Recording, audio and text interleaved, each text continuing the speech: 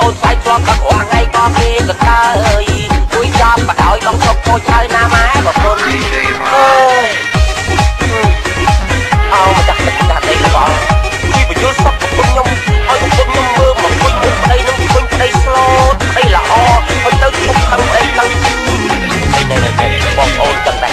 កណ្ដាលខ្ញុំនៅផ្ទះឲ្យកុំហៅផឹកឲ្យស្រក់ចូលទៅទូរស័ព្ទមកនឹងមកអេម៉ង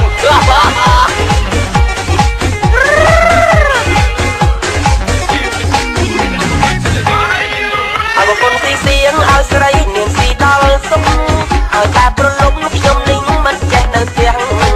បាយលៀបមិនតលៀបផ្ទះនឹងតែអួលប្របាយឆ្នាំចាស់អស់បាយទៅផ្ទះសូមចាក់ផងយកស៊ីមិនឲ្យចាញ់ជ្រុំបើនិយាយរឿងស្វឹងខ្ញុំតែវងមិនដឹងអីខ្លួនឯងនៅដីស្រមៃដូចចេញលើពូក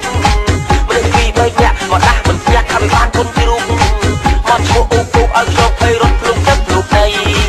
ម៉ែគិតខ្លាចជ្រុំប៉ុន្តែខ្ញុំខ្លាចរឿងម្យ៉ាងស្រោបាំងតែងាងខ្លាចណាស់ឡានឡោកាន់ដីខ្ញុំតាំងខ្លាចពេកស្ទុះវងទៅផ្ទះមុខជួបដីដៃថ្ងៃនេះហេតុអីចាច់ដាក់ដៃចូលផងទៅ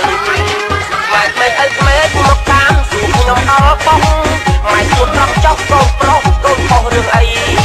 ខ្ញុំចូលបាច់ចិត្តខំប្រឹងទឹកទឹកស្រែកយកអត់លើដីកូនមិនខុសអីចាស់ជួបបីដៃគួរជួបវាឆ្លើយអីលើទុកធំប្រពន្ធមិនឲ្យចូលផ្ទះលើកដៃសំពះម៉ែក្មេងក៏ធ្វើប្រងើយបងបាយអូនបាយឆ្លងផឹកអស់ថ្ងៃក៏គេកន្តើយគួយចាប់បដ ôi បងសុកខូចហើយណាម៉ែបងប្អូនទុកខាងបងទៅណាអូនណាចាំបងក៏មិនឯងណា